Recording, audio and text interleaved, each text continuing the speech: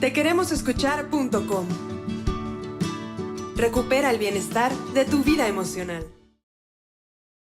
Los primeros datos que aparecen sobre la ira los encontramos en Dios o los dioses, según la religión de que se trate.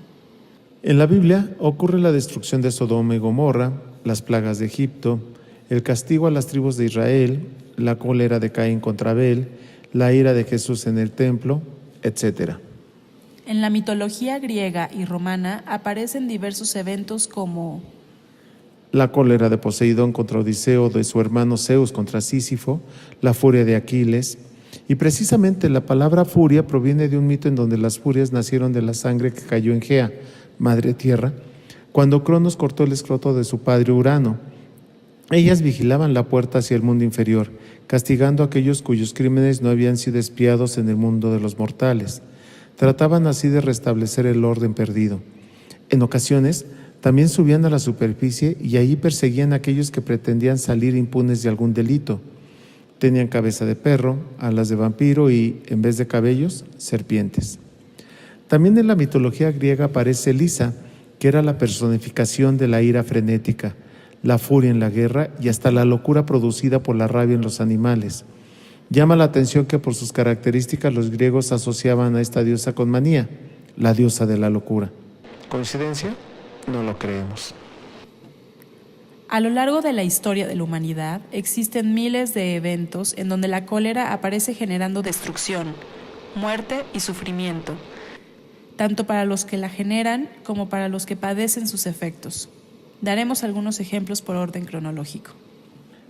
El rey mongol Genghis Khan odiaba de tal forma a China que le llevó casi toda su vida y una gran fortuna conquistarla. Con el cráneo de uno de sus rivales hizo una copa engarzada en plata que llamaba la ira de Khan. Atila, el rey de los hunos, al cual un historiador romano dijo: la ira de un solo hombre provocó con su ataque la destrucción de infinitos pueblos, y su capricho de arrogante rey de su pueblo, los hunos, destruyó en un instante aquello que la naturaleza tardó tantos siglos en crear. El máximo rey de Persia, Jerjes, mandó flagelar al mar porque cuando estaba a punto de terminar un puente que le daría el triunfo en las guerras médicas contra los griegos, se dio una tempestad que lo destruyó. También el pobre mar fue azotado por la guardia pretoriana de Calígula cuando éste casi se ahoga en él. Cabe decir que Calígula nunca aprendió a nadar porque sufría de epilepsia y tenía el temor de morir ahogado en un ataque, por lo cual le tenía pavor al mar. Nerón es famoso por muchas cosas, pero destaca el gran enojo contra su madre Agripina, a la cual mandó matar por pensar que lo traicionaba. Constantino, que instituyó el cristianismo en Roma, mató a su cuñado y posteriormente a su esposa y a su hijo por enojo. Luego Constantino se arrepintió y vivió atormentado por la muerte de su hijo hasta que fue bautizado, ya que le prometieron que esta ceremonia lavaría sus pecados. Ya en la Edad Media, Pedro Abelardo, la mente más brillante del medievo, es castrado por el obispo de París, Fulberto, enojado por haberse casado con su sobrina escondidas.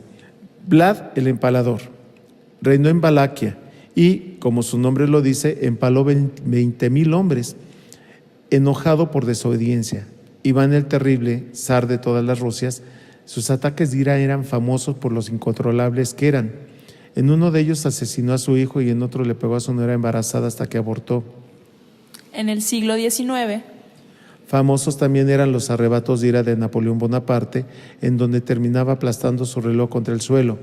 Más terror provocaba a Stalin con sus arranques de furia, donde mató a millones incluso de sus partidarios.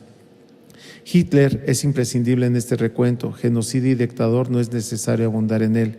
El fundador de la destilería de whisky Jack Daniels en Tennessee se encontraba en su oficina cuando, intentando recordar la combinación de su caja fuerte, tuvo un ataque de ira y, frustrado por su olvido, golpeó con fuerza el cajón. El impacto le propició una fractura en el dedo del pie que derivó en una horrible infección, acabando con su vida por infección sanguínea. Dirán muchos que esto es historia y guerreros y políticos tienen que tener estos atributos, lo cual no es cierto. Pero veamos otras áreas, como las artes, en donde se espera un mundo de paz, creatividad y buena onda, pero no es así. Miguel Ángel y Leonardo da Vinci tenían frecuentes accesos de furia. Caravaggio era un asesino buscado en varias entidades. A Beethoven nadie se le podía acercar. Bernini, ante una crítica de un monje para una de sus estatuas, un elefante, hizo que el trasero del animal apuntara hacia el convento del monje. Siqueiros terminó en peleas y rivalidades con propios y extraños. Y así. Uno supondría entonces que los filósofos tendrían que ser la muestra de la contención y el control con ese estilo contemplativo que les caracteriza, pero tampoco es así. Personajes como Diógenes, Giordano Bruno, Rousseau, Wittgenstein, Schopenhauer, Nietzsche, así lo demuestran. En México tenemos cualquier cantidad de personajes a lo largo de historia. Es interesante señalar que no existen datos en la época prehispánica que atestiguen que los mandatarios o sacerdotes tendieran a enojarse. La hipótesis es que en general la ira se veía como un defecto y al mexica se le educaba en el autocontrol y el comportamiento digno. Entre más noble era el individuo, más deberes y énfasis en su educación se daban, más humildes se comportaban. Pero, posterior a la conquista, tenemos muchos personajes en donde la constante es la falta de autocontrol y el mal manejo de la ira.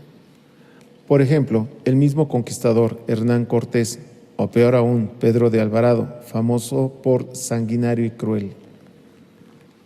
También en la independencia, El cura Hidalgo y María Morelos y Pavón tienen historias iracundas.